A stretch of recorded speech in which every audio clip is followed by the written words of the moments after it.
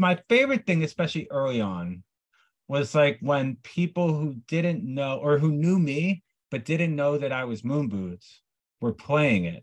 And so that was the case for the song Off My Mind, which was the second single that I released. I appreciate you doing this. Thank you so much. Oh yeah, for sure, man.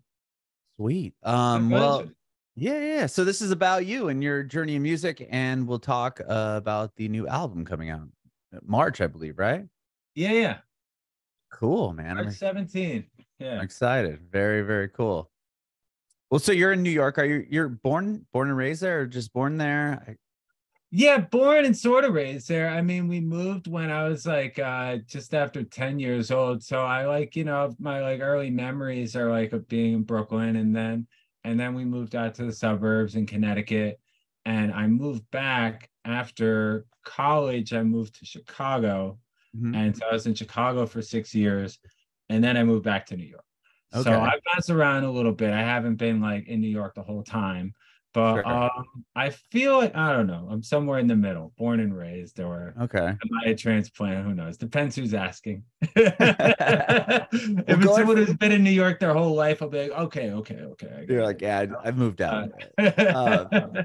Well, going from, living in Brooklyn to up till 10 and then moving to the suburbs, that must have been quite a different experience, I'd imagine, a little bit, or no? Yeah, it was. It definitely was.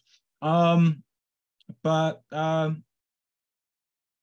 yeah, I mean, the school I went to in Brooklyn was so completely different from going to like public high school in Connecticut, that whatever. But it's cool. It's all kind of shaped where I am today. Okay. Yeah. So, well, tell me a little bit about that, I guess. So it was just a completely different in what aspect you mean? Well, I mean, I think like, there was, I'm glad, because I feel like when you grow up in the city, kids grow up really fast. And I'm thinking about that as a parent now. My daughter's only 5 months, so I don't really have to worry. Oh, wow. Congratulations. Yeah. But I think being on this, it gave me a little time and space to like do my own thing.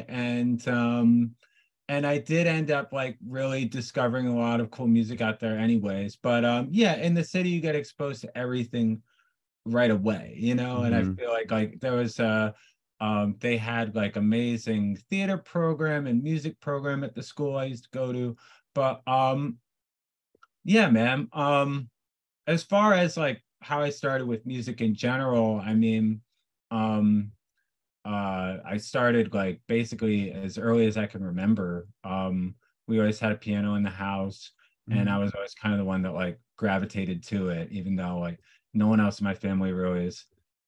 I mean, they're into music, but like it's not in the same way. I feel like they're more responding to, they'll like respond the most to the lyrics, whereas I'm more interested in like the chords and the atmosphere and the whole vibe of the production and everything. So I don't know where I got that from, but yeah, well, having a piano in the house, it's somebody play it other than you. I mean, to grow up with that. Everyone else played it a little bit, but I was really I always played it. But I didn't really, I feel like I didn't really get into it until I was like 13. And I found out about like, I got my first like electronic keyboard, because I started playing in the jazz band in high school. And so I got like an electronic keyboard. And then I started to really listen for like different kinds of like electronic keyboard parts and synthesizers and stuff. And like I gradually got like a couple different synthesizers, and I was just like obsessed. And that's when I feel like it hit a different level. Whereas before it was a part of my life, but it wasn't like full on, obsession. You weren't like obsessed with, okay. But I mean, to get into the jazz band, I mean, you must have continued playing quite a bit since you were younger, on piano at least, right? Did you always have lessons, or was it just okay, you were okay? Yeah, but the thing with lessons is, you really are, unless you like put more into it. I mean, you get out what you put into it, right? Like anything. but like if you're really like kind of skating through, which I definitely was for a few years, would just be like, oh, okay, like, all right, I learned like 3 pieces or something like that, and like, you know, you couldn't like sight read or anything. I feel like once you like put more time into it, that's when it gets fun, when you sort of like know the music theory without having to think about it, and you can like sight read and you can improvise and do all that stuff and play by ear and things like that, which is something I learned a little later on. I wish I'd like done that from the start, but you know, whatever. Yeah. So when you started Yeah. getting when you got the electric keyboard and you're getting these synthesizers and stuff, was that when you began kind of writing your own music, or were you always tinkering around with your own music and trying to No, it write took me stuff? a while before I really started writing my own stuff. Like I was like very into like going, you know, to jam with my buddies and stuff and playing covers and things like that. I don't think I had the sorry.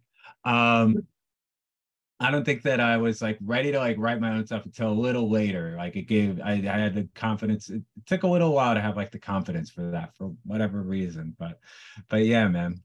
What songs are you covering? I remember the first song I covered, or I don't know if it was the first, but I played in this band in high school. We did a cover of One More Time by Britney Spears. That was Oh, one. that's funny.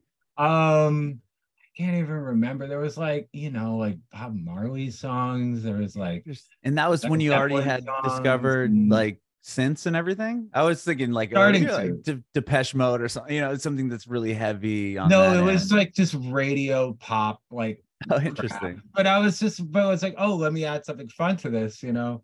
Hmm. But then later I discovered like, yeah, I feel like Radiohead was big too. I feel Hmm. like in terms of like the darker synth stuff, that was more of an influence at first, at least, than like sort of like a synth pop in Depeche Mode and I love that stuff still. I mean, Erasure and all that Oh stuff. yeah, sure. Yeah.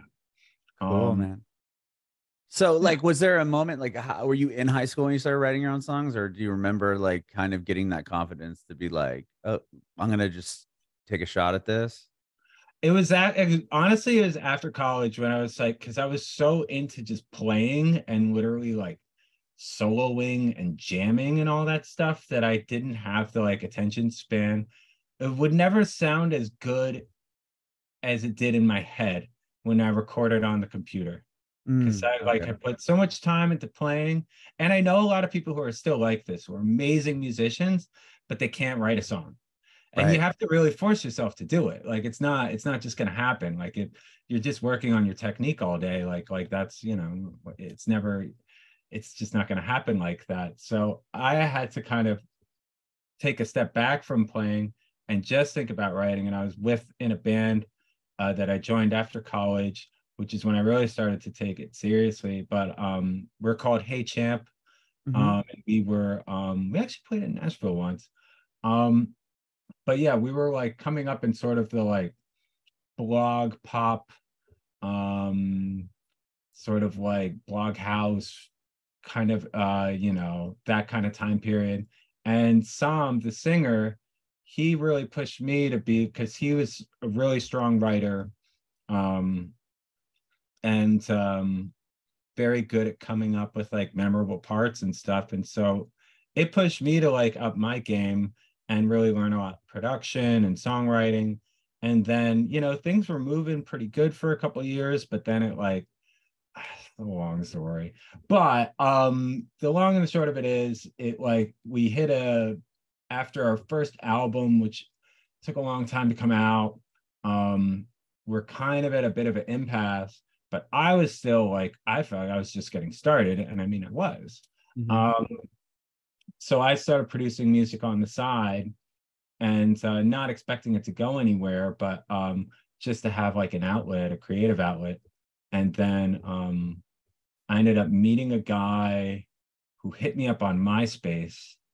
Um, he hit me up on MySpace. He sent me his remix. He was like, when you're coming to Dallas, play my remix, bro. And I was like, who is this guy? Like, what are you, So you were DJing what are at you this talking point about? too. I was DJing too. Yeah. And so I Okay. was going to Dallas to DJ for a Hey Champ DJ set. And he'd heard of us and he liked a couple of the remixes that I'd done for them, because it was always a mix. Some of them were more like Sam and Jonathan sound, the other guys in the band, and then some of them were more like, I mean, they sound kind of like Moon Boots, like they sound more like my stuff. So like Mm-hmm. it was always a mix of our sounds, but especially on the remix end, it was like generally more my sound.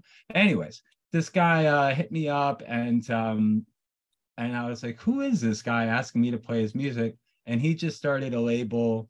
And but yeah, he like really helped motivate me to like just be like, yo, like you can do all this yourself. Like you can write music, you can make really cool, you know, productions and everything. And I think he really is a guy like motivated me to like to just start on my own path, producing, and then eventually writing songs and whatever. So his name is Perseus, by the way, and the label is called French Express. But yeah. Oh wow. Okay. And just Yeah. him just kind of advocating or kind of pioneering what you were doing, just giving you like what validation and in that regard, it sounds like. Yeah, he helped really push me, which I think I needed, you know. Mm-hmm. I was I wasn't sure. I've been so used to being like part of a group that I didn't it's kind of funny because now I'm like, I can't believe I ever felt that way, but I know that's what it was like at the time, that I Mm-hmm. needed like, dude, you could do all this yourself. Like, come on. Sure. Was So that around the kind of the moment when Hate Champ stopped, or like did Moon they Boots kept start? going actually Yeah. without me for a Okay. few years, but after like I was doing both for like a little while, and at first it was weird. So part of the problem, not to get too into the weeds, but like we'd signed this ridiculous contract where like um among other things, like any music I released or any of us released would be part of the deal, no matter whether it was under, you know, the band name or not. So I actually was anonymous for the first couple years of Moon Boots, and I didn't really seek out gigs. I was like pretty happy just doing, it's literally like DJing restaurants and bars in Oh, Chicago. cool. Yeah. Like Thursday, Friday, Saturday from like 9 to 2 or whatever, like 5 hours a night, 3 nights a week. So, um, but yeah, so I was like, but once that period kind of like, once it was clear that I could step out and do this thing without having to worry about like any kind of legal nonsense, Mm-hmm. then it was kind of off to the races, and I was just too busy to be doing both. So, but it was all good. Sure. We're still friends. But prior to that band, you said you started them or you joined up with Hey Champ after college. During college, were you going to school for music, or were you pursuing it then, or did you have like a totally different career path in mind? Um, I yeah, I don't know what I had in mind exactly because it kept changing, but I knew I wanted to give music a shot. But I was like a bit nervous to, you know, because hey, it's a tough life, as I found Sure. out. But I did originally go to Princeton, which is where I went undergrad for like originally for electrical engineering. Jeez, that's Um, crazy. yeah, I know, man. It seems like a lifetime ago. But but yeah, and then eventually I switched majors a few times. At one point I was going to do religion, but then I was like, oh, I don't know if I can really just focus on like religious studies, even though I found it's still like amazingly interesting. And Mm-hmm. then I was like, oh, well, maybe just like, you know, econ, because there's always something. But then I was like, oh, if I've taken one econ class, I feel like this is all the same crap again and again. Right. Um, and and then I was just like, I really just want to do music. Um, and it's funny because like my parents were not cool with it at all. They were way more like upset about me being a music major than me like graduating, just being like, okay, I want to be a professional musician. Let me try this out for like a year or whatever. Um, They're upset that and a you DJ. Now they've pursued been it. nothing but supportive since. But yeah, when there was like, music major? Are you kidding me? Like, that's ridiculous. Like, oh, well, you're ruining your life, you know? Like, sure. Go to Princeton to become a musician. No, I know, right? That's funny. But yeah, man. So I did like, but they don't like at school there. They barely had any electronic music like curriculum. Mhm. So I was kind of doing that on my own, trying to learn, and they had a jazz program which I was involved in, and then I like dropped out of that. Mhm. But there were some like really talented, amazing musicians there, and yeah, it was a good experience. There's one amazing electronic, like early electronic, producer there who was an advisor one year, and he like, you know, the Radiohead song Idiotech. Yeah. So that's like the only, or as far as maybe there's other ones, but I feel like that's probably the only Radiohead song that has a sample in it. And it's a sample of this guy, Paul Lansky, um, all the droning synth sounds that they Mhm. basically just put drums and vocals over, um, are from this guy, who was my advisor. So I was just, Whoa, I that's don't know. crazy. Yeah. Wow. Okay. Well, I'm because just based off of your Wikipedia page, you and I are about the same age, or we are the same age.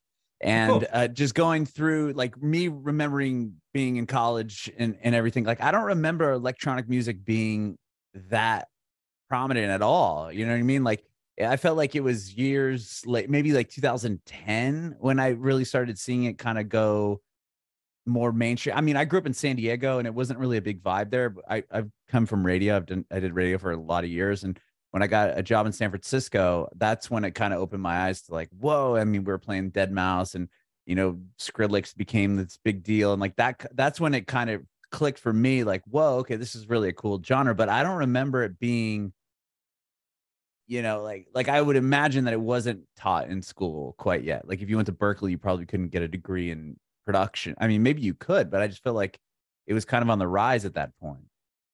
Yeah, I think so. I think it was all when it was starting to happen. I mean, I remember when like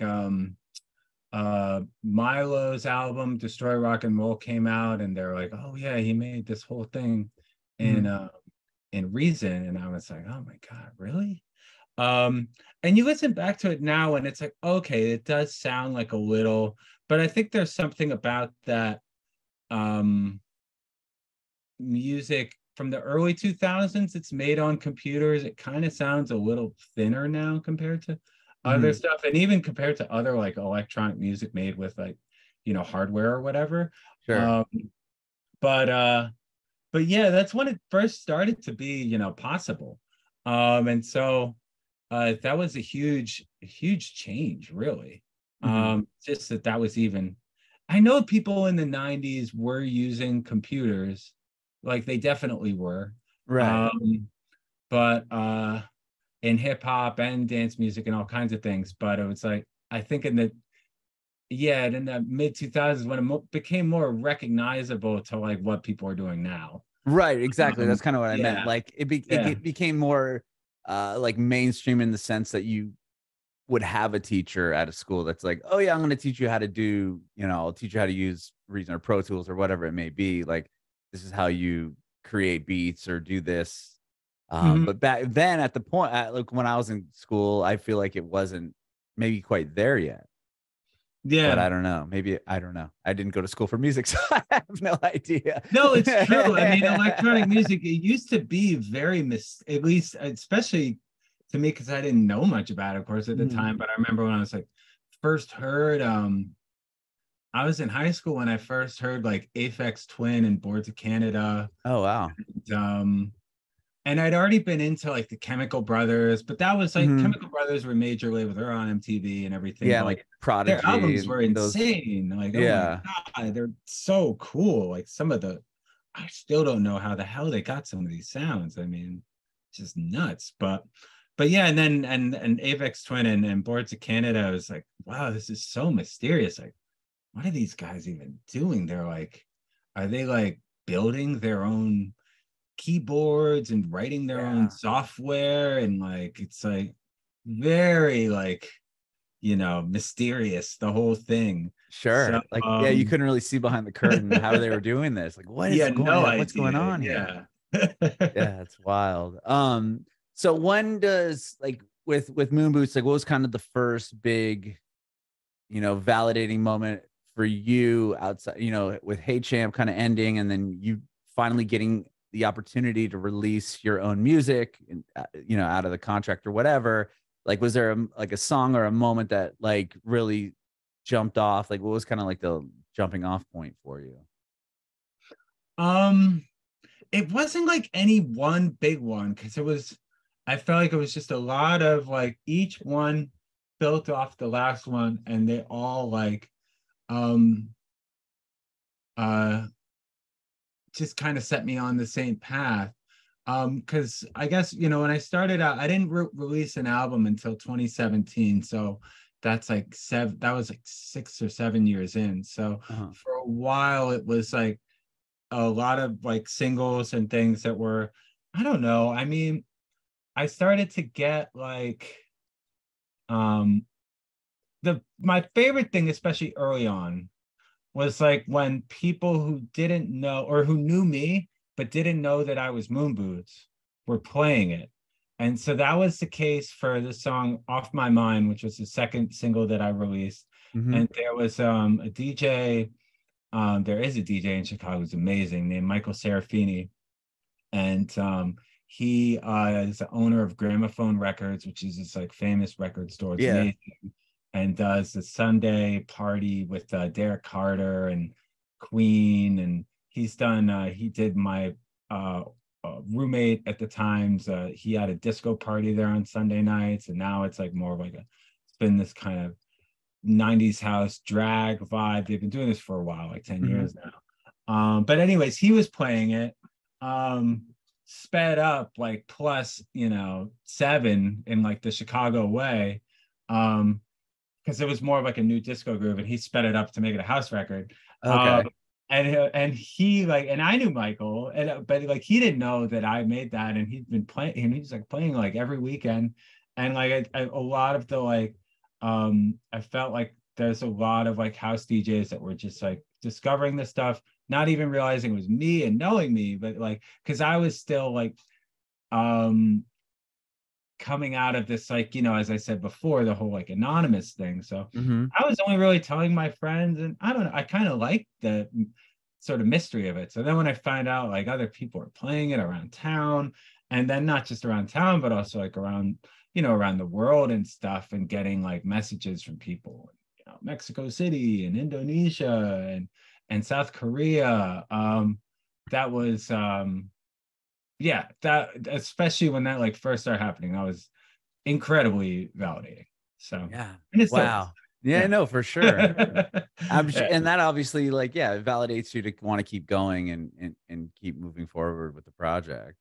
totally.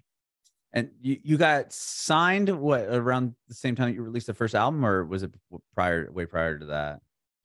I signed with Anjuna for the first album like a year before, I think, because it took like a good year to finish it. I'd started those songs, and yeah, each album takes a good like year to write and year to finish. Right, right. Yeah, because It's I think I read about this out, new right? album. We'll get Yeah. into it. It took you a couple of years, right, to put to finish it up. Yeah. Yeah. I mean, and then it's also like, you know, when you finish something, then there's still a big lag between when that happens, and then you have to, even when you think you're finished, and there's like still like mixing and mastering and this, that, and the other to do. And then of course there's a lag between that and when it actually comes out. Mm-hmm. So um yeah, but it's Was okay. was that like a big? I mean, getting signed, was that, must have been a pretty big moment, I would imagine, though, right? It was, yeah, it was. And I definitely went into it because the first, you know, which I alluded to now, I guess, a couple of times, but the first label deal that I was in was like pretty I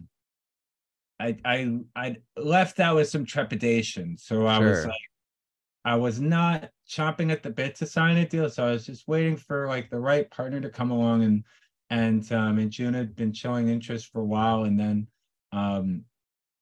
and also there was some feeling at first where I was like, oh, well, do I need to release an album? Are there like, people still listen to albums, and you see these like think pieces, which they've been doing for God, like, over a decade now, of like, is this the end of the album? Right.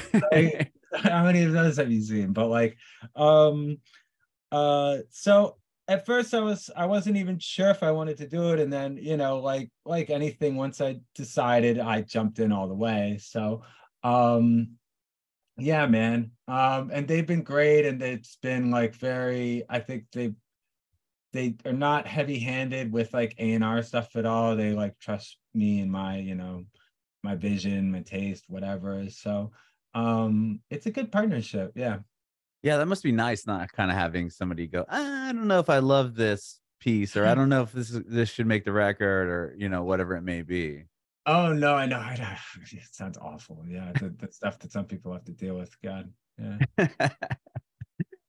Going into your second album, was that like, I know the first record was really successful. Like, going into the second one, is it something you're even looking back at, or is it just, I'm just writing more songs and keep moving forward?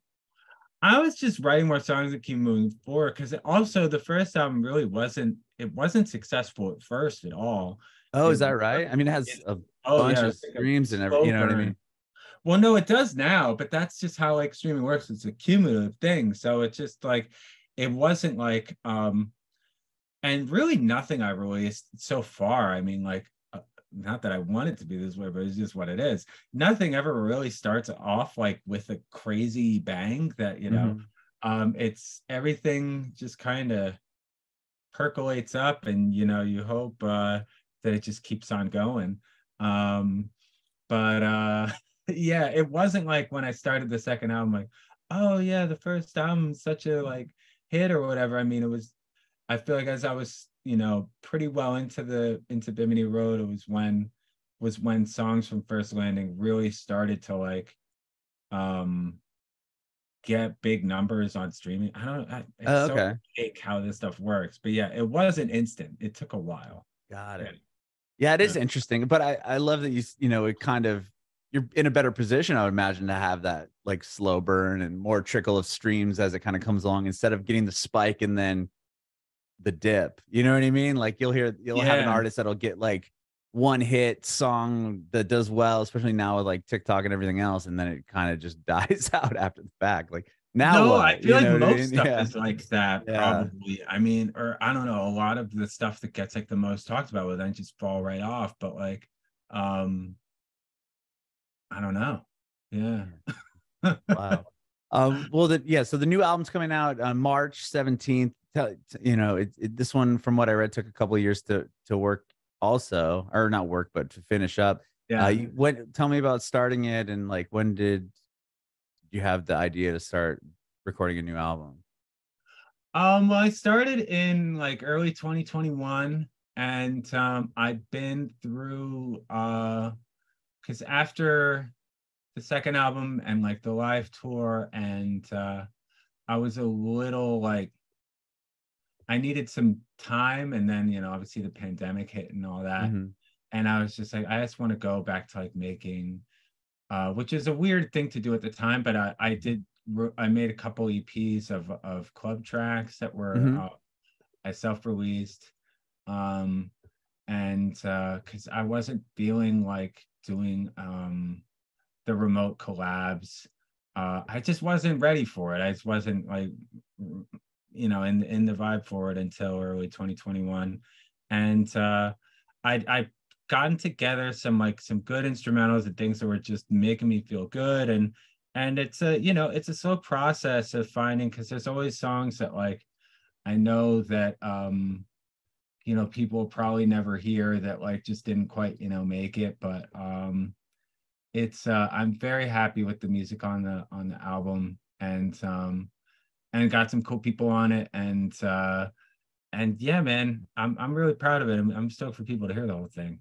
Yeah. I was wondering, like, when it comes to the collaborators that you have on the record, like, is that Do you send the person just the instrumental and let them do, or do you have the song done? And like, how does that work when it comes to like writing some of the songs in the album?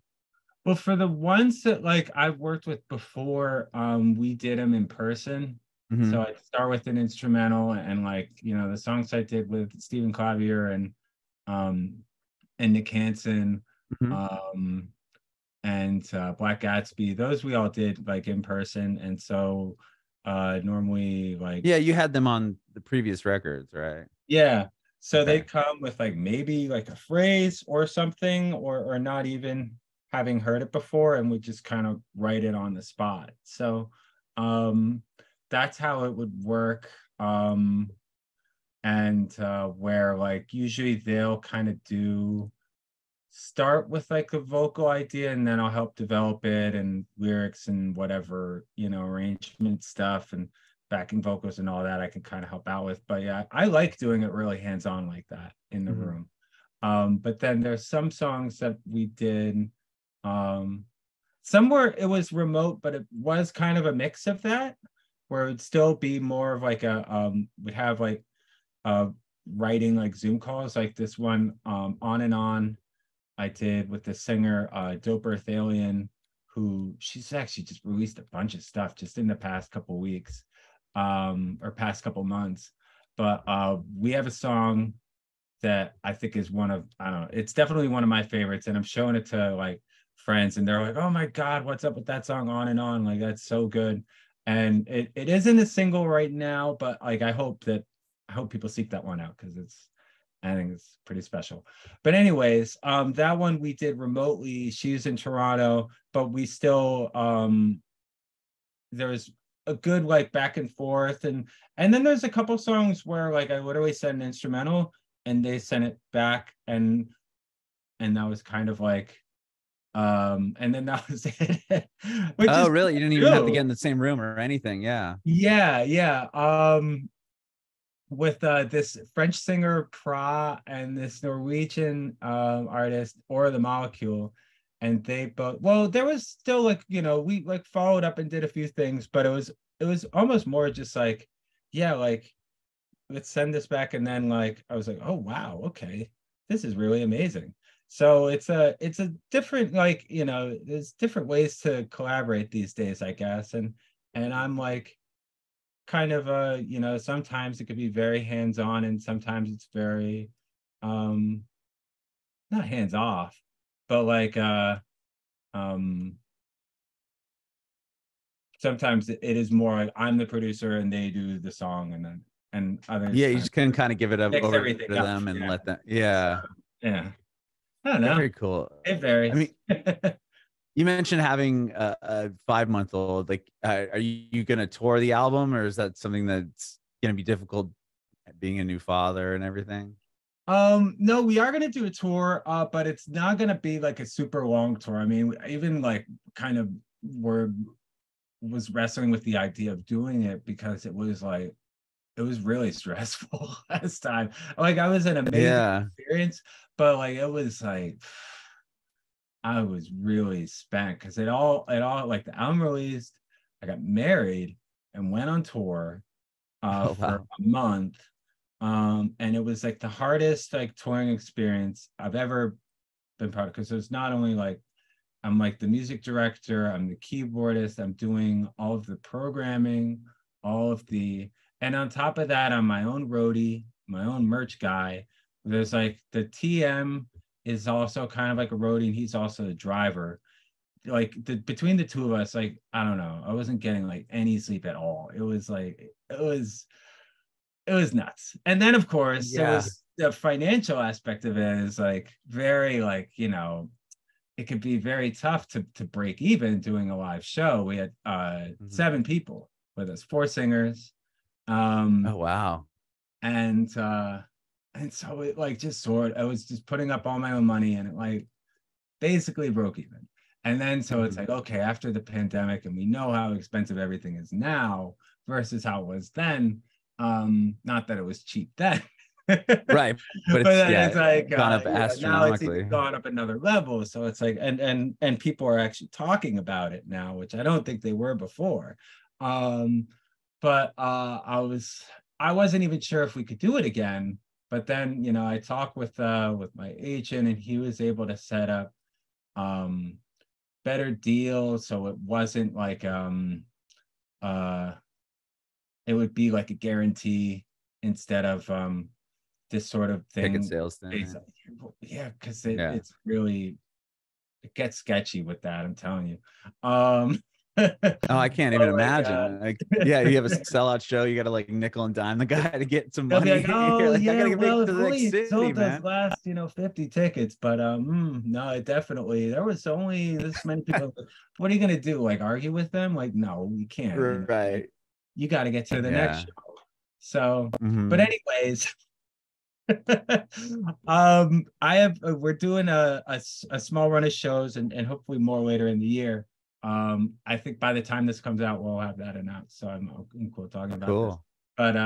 But yeah. So bringing back the live show. And I'll still be DJing too, of course. But I am excited to be getting back into the live thing again.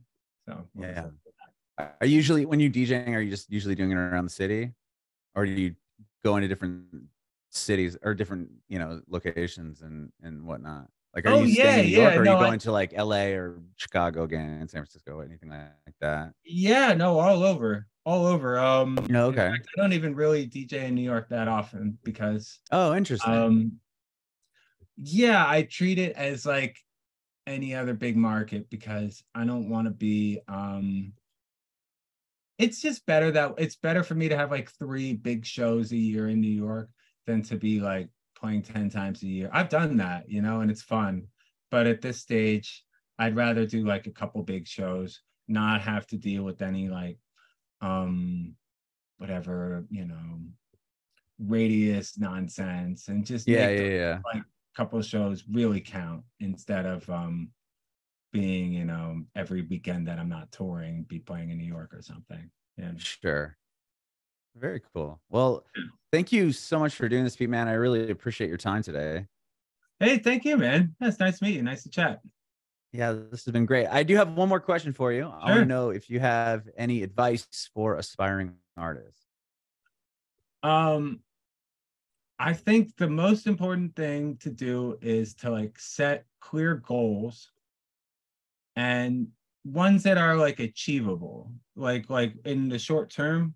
So don't try and like pile on too much all at the same time, or feel like you need to learn everything or learn every piece of software, or like, oh, I would write music, but I haven't learned music theory yet, or I would learn, or I would write music, but I haven't.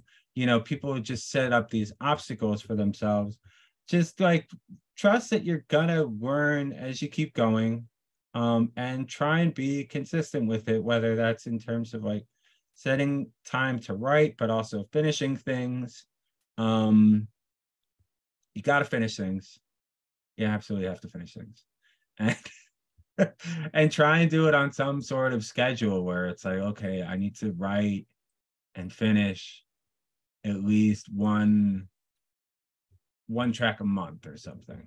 I mean, you'll probably start a bunch more than one, but like, you know, probably start like 10, but like, you know, at least have one that you finish, you know, and that you can release, hopefully. And yeah, and then just kind of look with, you know, your friends, your local scene, but also don't be afraid to look online and reach out to other people who are sort of in a similar position, like just getting off the ground. Don't just try and like, as an up and coming artist, think that you have to be with like an established label or something. You have to be with people who are, you know, been doing this for years and years. Like sometimes it's better to be with like other people who are, you know, maybe young and just starting out too, because then you can kind of build something together, as opposed to like hitching on to something that's, you know, already an established brand. So anyways.